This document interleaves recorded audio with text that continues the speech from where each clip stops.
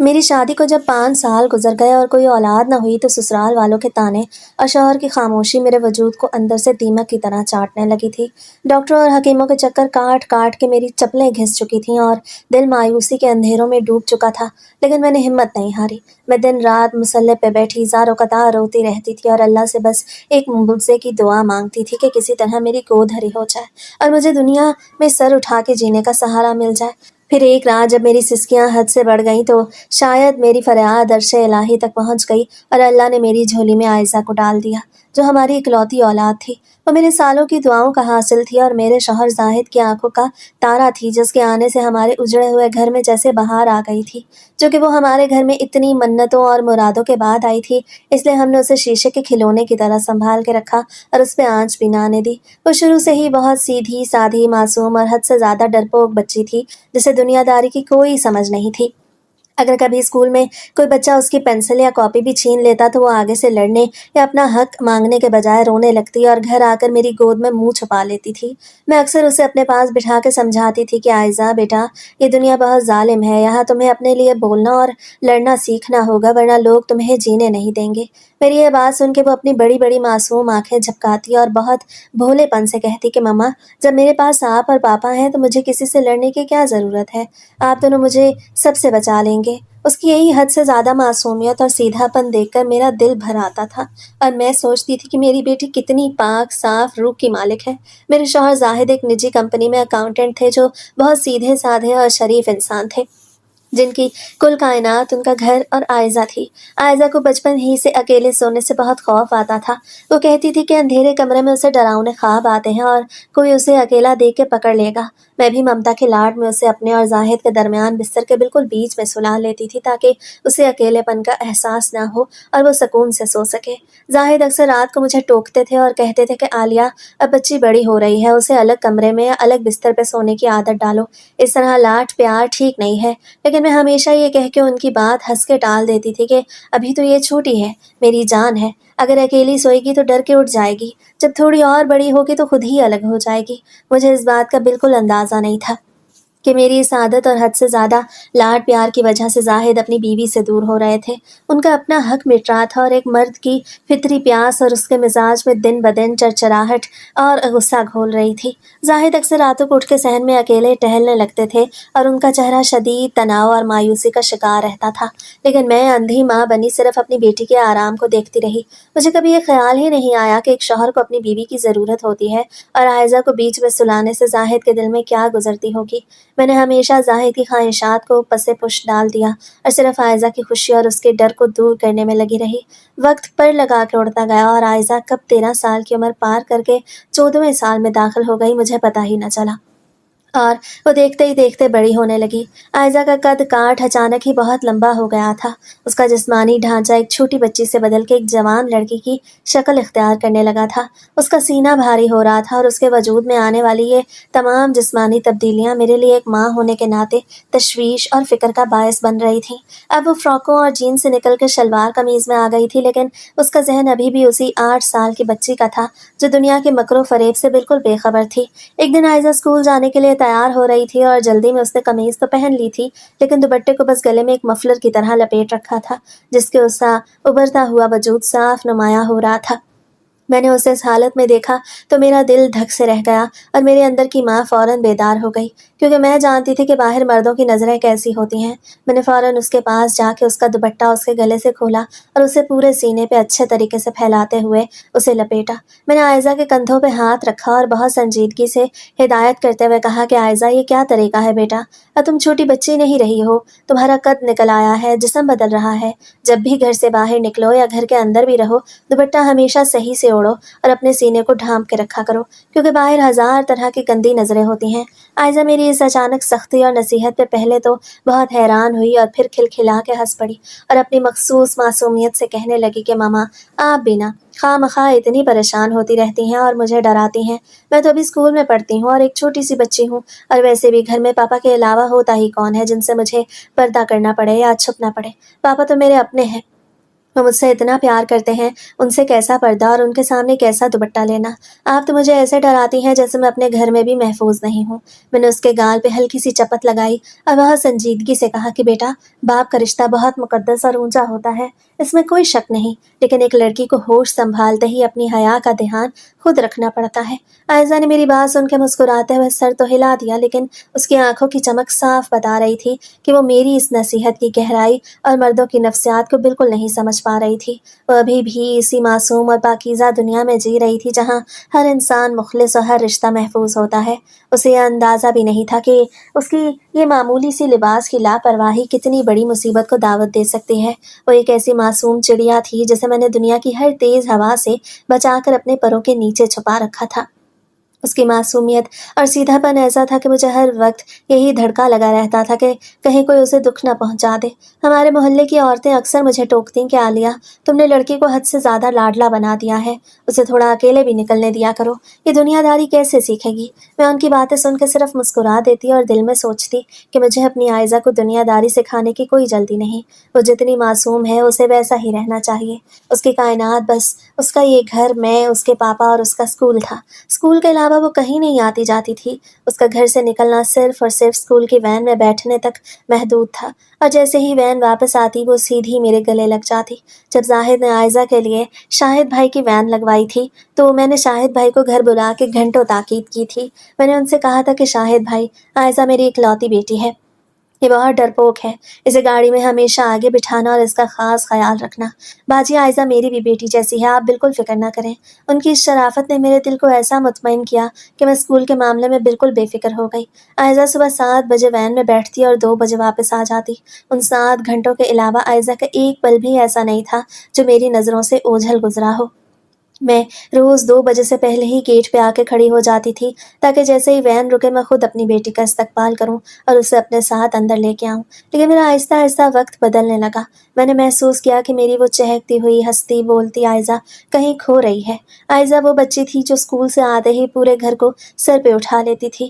وہ وین سے اترتے ہی بلند آواز میں کہتی تھی، ماما میں آ گئی، اور پھر لاؤنج میں بیٹھ کے مجھے اسکول کی ایک ایک بات سناتی تھی۔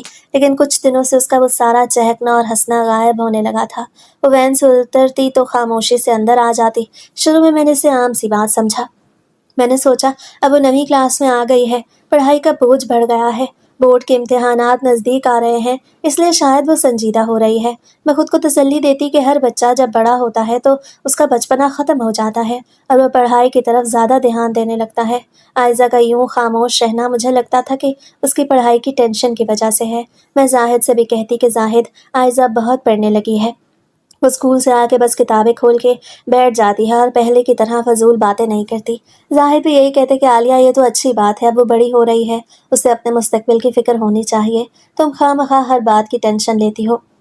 مگر وقت گزرنے کے ساتھ ساتھ عائزہ کی خاموش گہری ہوتی جا رہی تھی۔ وہ اب سارا دن گھر کے کسی اندھیرے کونے میں اپنے بستر پر دیوار کی طرف منہ کر کے بیٹھی رہتی تھی۔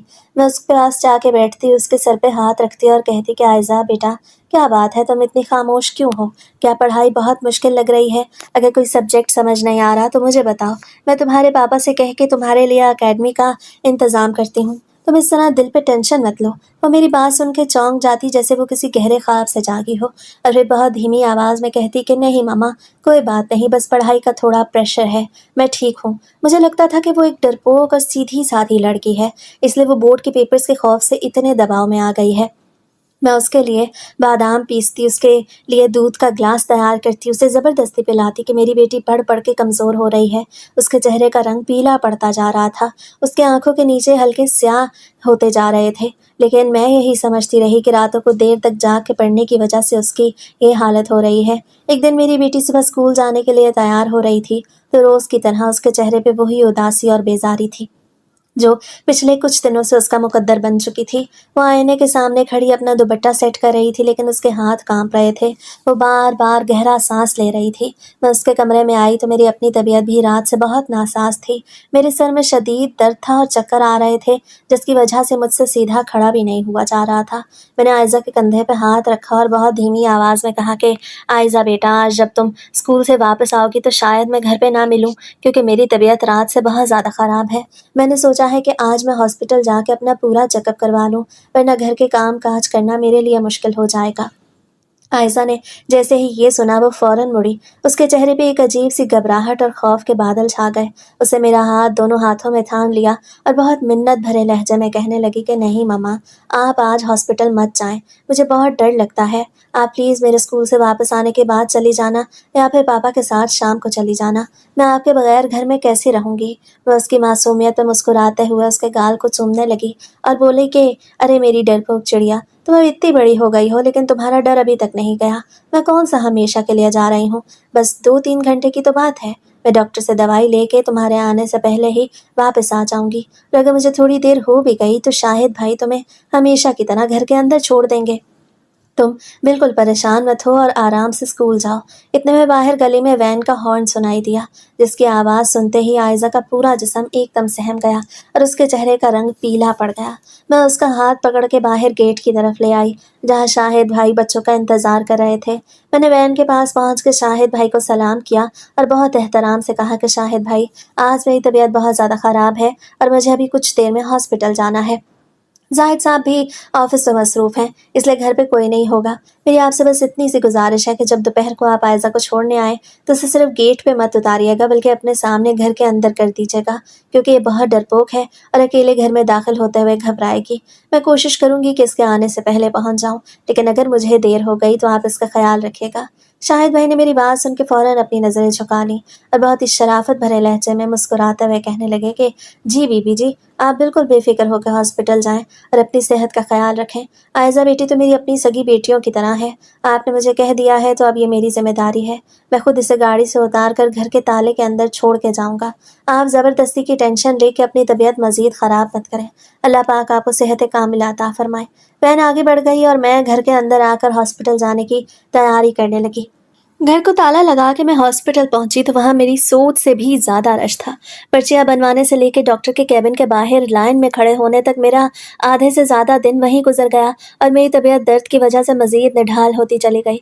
डॉक्टर ने मुआयना करने के बाद कुछ टेस्ट लिख के दिए, जिनकी रिपोर्ट आने में मजीद 2 घंटे लग गए और फिर मेडिसिन लेने की लाइन में खड़े खड़े वक्त का बिल्कुल भी अंदाजा ही नहीं रहा। जब मैं हॉस्पिटल से बाहर निकली तो आसमान पर शाम के गहरे साए फैलना शुरू हो चुके थे और घड़ी देखी तो मेरे होश उड़ गए, क्योंकि 4 बजने वाले थे और आयजा के स्कूल से आने का वक्त 2 बजे का था।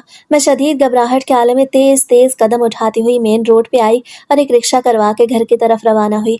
मेरे दिल में मुसलसल एक अजीब सा धड़का लगा हुआ था और मुझे आयजा के वो अल्फाज याद आ रहे थे कि मम्मा, आप मेरे आने के बाद हॉस्पिटल जाना। रिक्शा जैसे ही हमारी गली के मोड़ पे मुड़ा, मेरी नज़रें सबसे पहले अपने घर के गेट पे गईं। गेट का ताला खुला हुआ था, जिसका मतलब था कि शाहिद भाई आयजा को अंदर छोड़ के जा चुके थे। और ये देख के मेरे चेहरे पे थोड़ा इत्मीनान आया।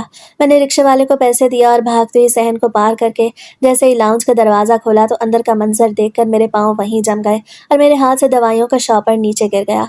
मेरी लाडली और मासूम आयजा लाउंज के एक अंधेरे कोने में ज़मीन पर बैठी हुई थी।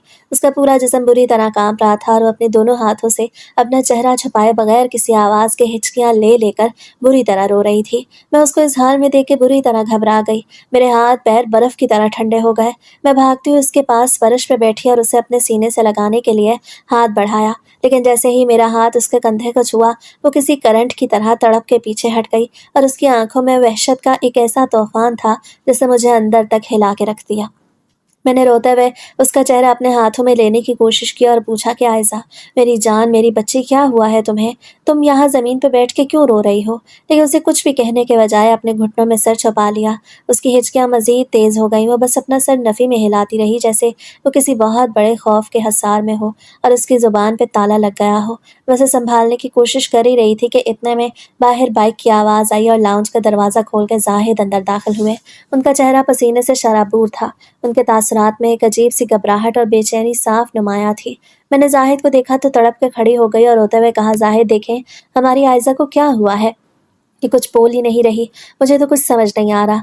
जाहिद ने आयजा की तरफ एक सरसरी सी नज़र डाली और कहा कि आलिया, तुम खामखा बात का बतंगड़ बना रही हो। मैं तो दोपहर में भी ऑफिस से चक्कर मारने घर आया था। उस वक्त तो ये बिल्कुल ठीक ठाक अपने कमरे में बैठी थी और मेरे सामने तो ये बिल्कुल नहीं रो रही थी। हो सकता है तुम्हारे पीछे अकेले घर में डर गई हो। जाहिद की ये बात सुन के मैं बिल्कुल हैरान रह गई और मेरी आंखें फटी की फटी रह गईं। मैंने हैरत से पूछा कि जाहिद, आप दोपहर में घर क्यों आए थे? आप तो कभी भी ऑफिस के दरमियान में से घर नहीं आते, चाहे जितनी भी बड़ी ज़रूरत क्यों ना हो, फिर आज अचानक आपको दोपहर में घर आने की क्या ज़रूरत पड़ गई? वो आहिस्तगी से कहने लगे, दरअसल मुझे मालूम था कि तुम सुबह हॉस्पिटल गई हो और पीछे हमारी बच्ची घर में बिल्कुल अकेली थी, तो मेरे दिल में बस ये ख्याल आया कि ये डरपोक है और अकेली घबरा ना जाए, इसलिए मैं सिर्फ इसे देखने के लिए ऑफिस से आधे घंटे का टाइम निकाल कर घर आया था। इसमें इतनी हैरान होने वाली कौन सी बात है? उनका ये जवाब अगरचे ज़ाहिरी तौर पे एक बाप की फ़िक्र को ज़ाहिर कर रहा था, लेकिन मेरे दिल के किसी कोने में ये बात एक अजीब से खटके की तरह बैठ गई, क्योंकि उन्होंने पिछले कई सालों में कभी आयज़ा के लिए इस तरह की फ़िक्र नहीं दिखाई थी और ना ही वो कभी ऑफ़िस छोड़ के उसके लिए घर आए थे। उनका ये बदला हुआ रवैया मेरे लाशऊर में शक का पहला बीज बो गया, जिसे मैं चाह के भी झुठला नहीं पा रही थी। रात हुई तो मैं उसे अपने साथ अपने बिस्तर पे ले आई। मैंने उसे अपने और जाहिद खाली बिस्तर के बिल्कुल बीच में सुला लिया और उसका हाथ अपने हाथ में थाम लिया। उसे मेरा हाथ पकड़ते ही मेरे वजूद से ऐसे चिमट गई जैसे वो किसी भेड़िए के खौफ से पनाह मांग रही हो। वो नींद में भी बार बार बुरी तरह चौंक उठती, अपने हाथ पैरों को झटका देती और कोई गहरा सांस लेकर दोबारा मेरे वजूद के साथ मजीद सिमट जाती, जैसे वो दुनिया की तमाम नज़रों से छुप के मेरी ममता के अंदर ही कहीं गायब हो जाना चाहती हो। मैं बिस्तर पे सीधी लेटी हुई थी, छत के पंखे को गोल गोल घूमते देख रही थी, लेकिन मेरा जहन माजी और हाल के इन तानों बानों को सुलझाने में मसरूफ था, जिनका कोई सिरा मेरे हाथ नहीं आ रहा था। पंखे की हर गंभीर आवाज़ के साथ मेरे दिमाग में जाहिद के वो अल्फाज गूंज रहे थे कि मैं तो दोपहर में भी ऑफिस से चक्कर मारने घर आया था। मुझे मालूम था तुम हॉस्पिटल गई हो और पीछे बच्ची अकेली है। ये बात मेरे लिए किसी अचंभे से कम नहीं थी। उनका हमेशा से यही असूल रहा था कि ऑफिस का वक्त सिर्फ ऑफिस का है, चाहे घर में कोई बीमार हो या कोई और मसला, वो शाम से पहले कभी कदम नहीं रखते थे। तो फिर आज ऐसा क्या हुआ था? शक का ये जहरीला सांप मेरे दिलो दिमाग को बुरी तरह डस रहा था, और जैसे जैसे रात बीत रही थी उसका जहर मेरे पूरे वजूद में फैलता जा रहा था। मैंने एक नज़र अपने बिस्तर के दूसरे कोने पर डाली जहां जाहिद का तकिया खाली पड़ा था। वो तो महीनों से लाउंज के सोफे पर या दूसरे कमरे में सो रहे थे, सिर्फ इस बात पे कि मैं आयजा को अपने बीच में से हटाने को तैयार नहीं थी। उनका वो चिड़चिड़ापन, उनका वो गुस्सा, रातों को उठ के सहन में अकेले टहलना और आयजा के जवान होने पे बार बार इसरार करना, ये सारी कड़ियाँ अब मेरे दिमाग में एक भयानक तस्वीर की शक्ल इख्तियार कर रही थीं। सुबह के करीब जब अंधेरा छटने लगा और परिंदों की चहचहाहट शुरू हुई तो आयजा को हल्का सा सुकून आया, उसकी आंख लग गई। मैं निढाल हालत में बिस्तर से उठी। मेरा अपना सर रात भर जागने और हॉस्पिटल की थकन की वजह से फट रहा था, लेकिन दिल की बेचैनी जिस्मानी दर्द पे भारी थी। मैंने बावर्ची खाने में जाके चाय का पानी चढ़ा दिया और खिड़की से बाहर देखने लगी जहां दिन का उजाला धीरे धीरे फैल रहा था, लेकिन मेरी जिंदगी के अंधेरे घने होते जा रहे थे। जाहिद हस्बे मामूल सुबह सवेरे उठे। उनका चेहरा अब भी तनाव का शिकार था। उन्होंने किचन में आके चाय का मग लिया और तैयार होने लगे। उनकी ये खामोशी और बेटी की इतनी बड़ी हालत के बाद भी किसी किस्म की हमदर्दी का मुजाहिरा न करना मेरे शक को मजीद पुख्ता कर रहा था। वो खामोशी से बाइक स्टार्ट करके ऑफिस के लिए निकल गए और मैं दोबारा आयजा के कमरे की तरफ बढ़ी। आज स्कूल का दिन था। बाहर गली में 7 बजे शाहिद भाई की वैन का हॉर्न बजा। वो हॉर्न हमेशा की तरह 2 बार बजा, जो इस बात का सिग्नल था कि आयजा बेटी तैयार होकर बाहर आ जाए। मैंने आयजा के कमरे का दरवाज़ा खोला तो वो बिस्तर पे सीधी बैठी हुई थी। उसका चेहरा बिल्कुल सफ़ेद था, उसकी आंखें सूजी हुई थी, जिनसे साफ जाहिर हो रहा था कि वो रात भर रोती रही है। मैंने उसके पास जाके बहुत प्यार से कहा कि आयजा बेटा, शाहिद अंकल आ गए हैं, चलो जल्दी से यूनिफॉर्म पहन लो वरना स्कूल के लिए लेट हो जाओगी। आयजा ने जैसे ही ये सुना तड़प के बोली, नहीं मामा, मैं आज स्कूल नहीं जाऊँगी, मैं कभी स्कूल नहीं जाऊँगी, प्लीज़ मुझे मत भेजें। उसकी आवाज़ में खौफ की एक ऐसी लहर थी जिसने मुझे हिला के रख दिया। मैंने उसे गले से लगाया और कहा कि आयशा मेरी जान, तुम इतनी बहादुर बच्ची हो, बोर्ड के पेपर सर पे हैं, तुम इस तरह नागा करोगी तो कैसे चलेगा। आयशा ने मेरी तरफ एक ऐसी बेबस नज़र से देखा जैसे वो मुझे अपने दिल का सारा हाल बता देना चाहती हो, लेकिन उसकी ज़ुबान पे किसी खौफ का ऐसा पहरा था कि उसके मुंह से एक लफ्ज़ न निकला। जब मैं उसे लेके गेट से बाहर आई तो शाहिद भाई वैन से उतर के बाहर खड़े थे। मुझे देखते ही उन्होंने हमेशा की तरह आजी से सर झुकाया और बोले कि अस्सलाम वालेकुम बाजी, उम्मीद है अब आपकी तबीयत बेहतर होगी। कल हॉस्पिटल में ज़्यादा देर तो नहीं लग गई थी। आयजा बेटी तो बिल्कुल ठीक ठाक घर आ गई थी। मैंने खुद उसे अंदर लाउंज में बिठाया और खुद बाहर से सही से गेट बंद किया था। कोई मसला तो नहीं हुआ था ना? मैंने कहा, जी शाहिद भाई, आपका बहुत बहुत शुक्रिया, आपने कल आयजा को संभाला। बस आयजा की तबीयत कुछ दिनों से ठीक नहीं, पढ़ाई का दबाव है, आप ज़रा रास्ते में उसका ध्यान रखिएगा। शाहिद भाई ने मुस्कुरा के आयजा के सर पे हाथ रख दिया। आयजा के जाने के बाद मैं घर के कामों में लग गई, लेकिन मेरा दिल किसी एक जगह पे टिक नहीं रहा था। बर्तन धोते हुए, झाड़ू देते हुए हर लम्हा मेरे सामने जाहिद का वो चेहरा घूम रहा था जो कल दोपहर को पसीने से शराबूर मेरे सामने खड़ा था और झूठ बोलने की कोशिश कर रहा था। جیسے جیسے دوپہر کے 2 بجنے کا وقت قریب آ رہا تھا، میری بے چینی عروج پہ پہنچ رہی تھی۔ میں نے فیصلہ کر لیا تھا کہ آج جیسے ہی عائزہ اسکول سے آئے گی، میں زاہد کی موجودگی یا غیر موجودگی کا لحاظ کیے بغیر اس سے اکیلے میں بات کروں گی اور اس سے پورا سچ اگلوا کے رہوں گی کہ آخر اس کے اور اس کے پاپا کے درمیان کیا معاملہ چل رہا ہے جسے میری بیٹی کی یہ حالت کر دی ہے۔ ٹھیک 2 بجے وین کا ہارن بجا اور میں بھاگتے ہوئی گیٹ پہ گئی۔ عائزہ گاڑی سے اتری، اس کا دوپٹہ آج اس نے میری نصیحت کے مطابق پورے سینے پہ پھیلا رکھا تھا، لیکن اس کا چہرہ روز سے بھی زیادہ زرد تھا اور اس کی چال میں ایک عجیب سی نقاہت تھی، جیسے اس کے جسم میں جان ہی نہ ہو۔ وہ میری طرف دیکھے بغیر خاموشی سے اندر آئی اور لاؤنج کے صوفے پہ بیٹھ گئی۔ میں اس کے پیچھے اندر آئی اور جیسے ہی میں نے دروازہ بند کیا، عائزہ نے ایک دم اپنے پیٹ پہ ہاتھ رکھا۔ اس کا جی بری طرح بتلانے لگا، اس کا چہرہ سرخ ہو گیا، اس کی آنکھیں باہر کو ابل پڑیں اور وہ فوراً باتھ روم کی طرف بھاگی۔ میں بھی گھبرا کے اس کے پیچھے بھاگی۔ وہ واش بیسن پہ جھک کے شدید قسم کی الٹیاں کرنے لگی۔ الٹیوں کی شدت اتنی زیادہ تھی کہ اس کے پورے جسم سے پسینہ چھوٹ رہا تھا اور وہ نڈھال ہو کے باتھ روم کے ٹھنڈے فرش پہ بیٹھ گئی۔ میں نے تڑپ کے اسے سہارا دیا، اس کا منہ صاف کروایا اور اسے اٹھا کے دوبارہ لاؤنج کے صوفے پہ لٹایا۔ اس کا جسم بخار سے تپ رہا تھا جیسے کوئی دہکتا ہوا کوئلہ ہو۔ میں نے اس کے سر پہ ٹھنڈے پانی کی پٹیاں رکھنی شروع کی اور روتے ہوئے پوچھا کہ عائزہ میری جان، تمہیں کیا ہوا ہے؟ یہ الٹیاں کیوں ہو رہی ہیں؟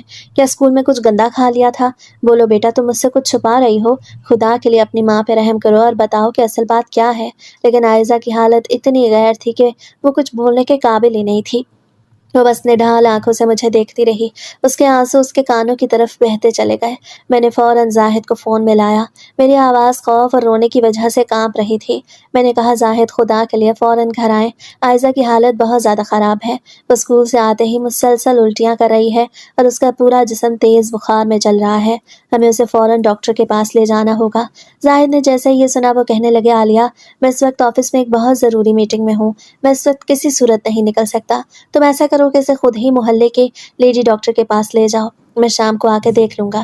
زاہد کا یہ جواب میرے دل پہ ایک اور گہرے گھاؤ کی طرح لگا۔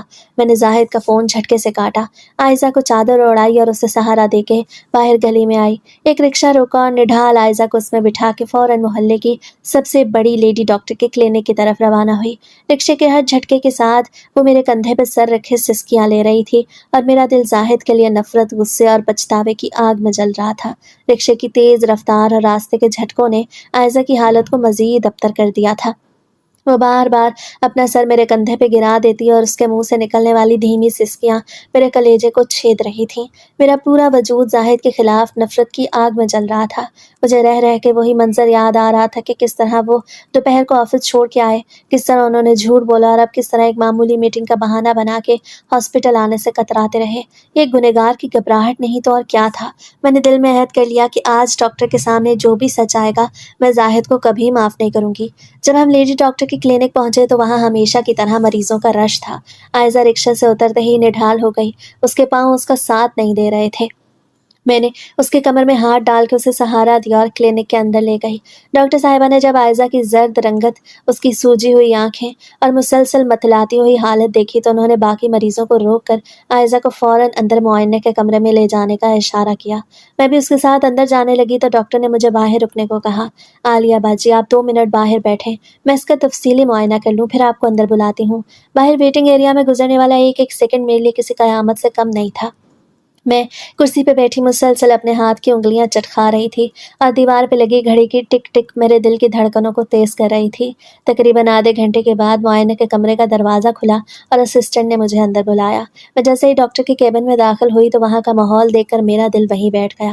عائزہ بیڈ پہ اوندھے منہ لیٹی رو رہی تھی اور ڈاکٹر صاحبہ کے چہرے پر ایک ایسی سنجیدگی اور گہرا دکھ تھا جس نے میرے پورے وجود کو خوف سے منجمد کر دیا۔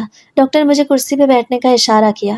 انہوں نے ایک گہرا سانس لیا، اپنے چشمے کو ٹھیک کیا اور بہت ہی سنجیدہ اور دھیمی آواز سے بولی، عالیہ باجی، جو بات میں آپ کو بتانے جا رہی ہوں اس کے لیے آپ کو اپنے دل کو مضبوط کرنا ہوگا۔ آپ کی بیٹی عائزہ جو ابھی اسکول جانے والی ایک معصوم بچی ہے، وہ 2 ماہ کی حاملہ ہے اور اس کے جسم پہ شدید قسم کے تشدد اور زبردستی کے نشانات ہیں۔ ڈاکٹر کے منہ سے نکلنے والا ایک ایک لفظ میرے کانوں میں کسی ایٹم بم کی طرح پھٹا تھا۔ میرے سر کے اوپر جیسے آسمان ٹوٹ کے گر گیا اور میرے پیروں تلے سے زمین نکل گئی۔ یہ یہ آپ کیا کہہ رہی ہیں ڈاکٹر صاحبہ؟ میری آواز جیسے میرے حلق میں ہی پھنس گئی تھی۔ وہ تو بھی بچی ہے، وہ تو گھر سے باہر اکیلے قدم بھی نہیں رکھتی، وہ تو ہمیشہ میری نظروں کے سامنے رہتی ہے، یہ کیسے ممکن ہے؟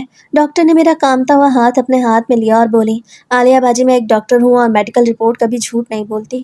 آپ کی بیٹی کے ساتھ پچھلے 2 مہینوں سے مسلسل زبردستی کی جا رہی ہے اور وہ شدید صدمے میں ہے۔ اکثر ایسے معاملات میں کوئی اپنا کوئی بہت قریبی انسان ہی ملوث ہوتا ہے، جس پہ بچی بھروسہ کرتی ہے اور جس کے خوف کی وجہ سے وہ خاموش رہتی ہے۔ آپ کو اپنے گھر کے اندر نظر رکھنی ہوگی، کوئی ایسا انسان جس کے بہت قریب ہو یا جس کے ساتھ یہ اکیلی رہتی ہو۔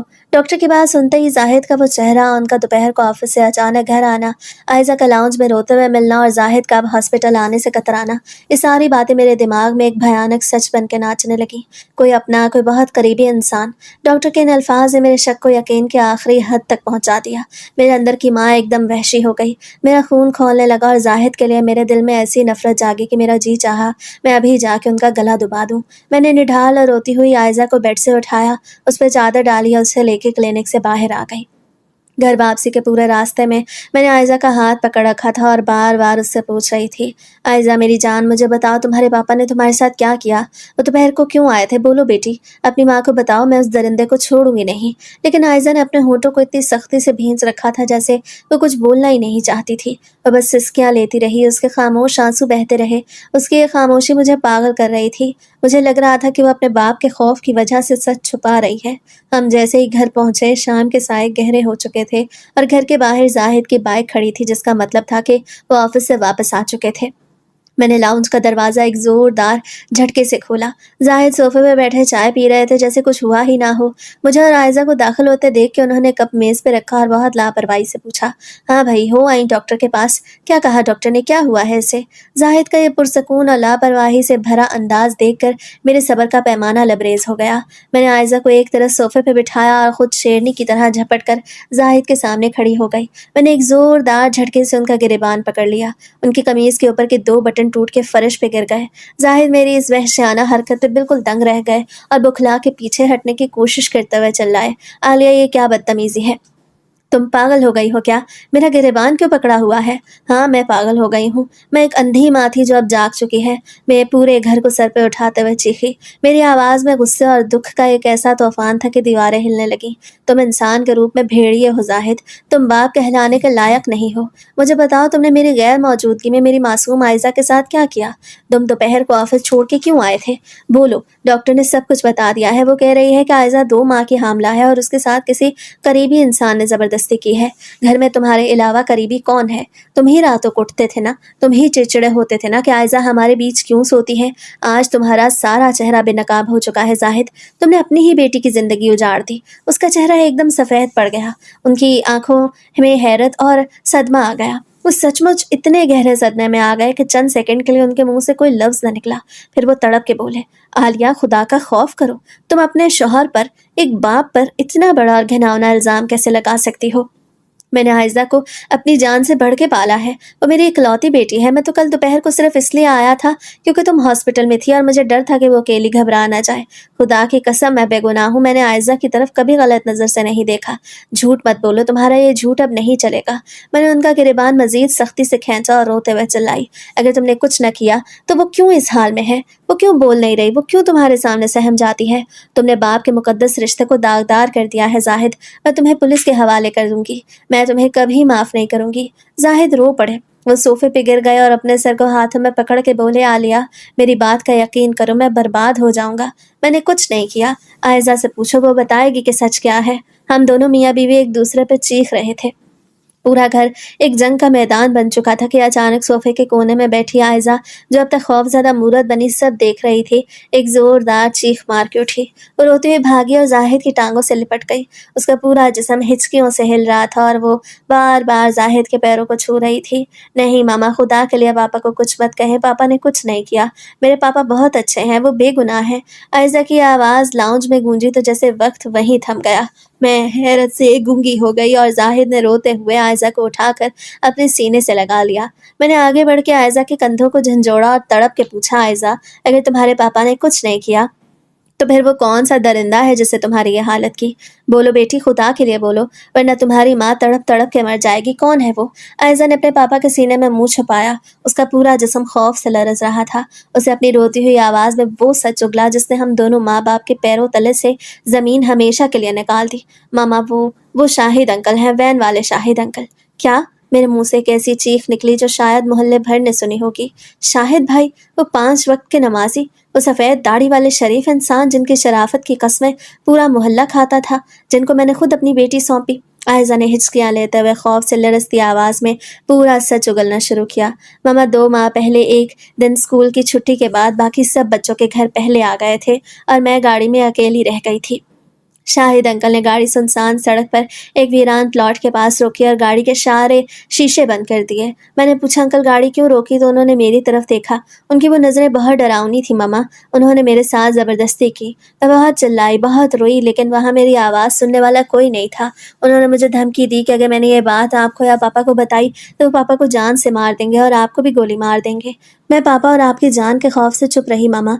और कल जब आप हॉस्पिटल गई हुई थी तो उन्होंने मुझे घर के अंदर छोड़ने के बहाने लाउंज में आके दोबारा मेरे साथ वही किया। मैं बहुत डर गई थी मामा। मैं रोज़ उनकी गाड़ी में बैठकर यही सोचती थी और खौफ से कुछ भी नहीं कह पाती थी। आयजा की यह बात सुन के मेरे सर पे जैसे पछतावे और सदमे के पहाड़ टूट पड़े। मैं फर्श पे बैठ गई। मेरा पूरा वजूद अंदर से टूट के बिखर गया। मैंने उस भेड़िए पे अंधा भरोसा किया था। मैं उसकी दाढ़ी, उसकी नमाजें देख के उसे दीनदार समझती रही और दूसरी तरफ मैंने अपने इस बेगुनाह और मुखलिस शौहर का गिरेबान पकड़ लिया जो अपनी बेटी की हिफाजत के लिए ऑफिस छोड़कर दोपहर को आया था। पछतावे की एक ऐसी आग मेरे अंदर भड़क उठी जिसने मेरी रूह को झुलसा के रख दिया। जाहिद की आंखों से खून के आंसू बह रहे थे। उनका चेहरा गुस्से और तड़प से सुर्ख हो चुका था। उन्होंने आयजा को सोफे पर लिटाया और फौरन फ़ोन उठा के पुलिस को कॉल की। हेलो, पुलिस स्टेशन, मेरे घर फौरन आए, मुझे एक FIR दर्ज करानी है। जाहिद की आवाज़ भर गई। कुछ ही देर में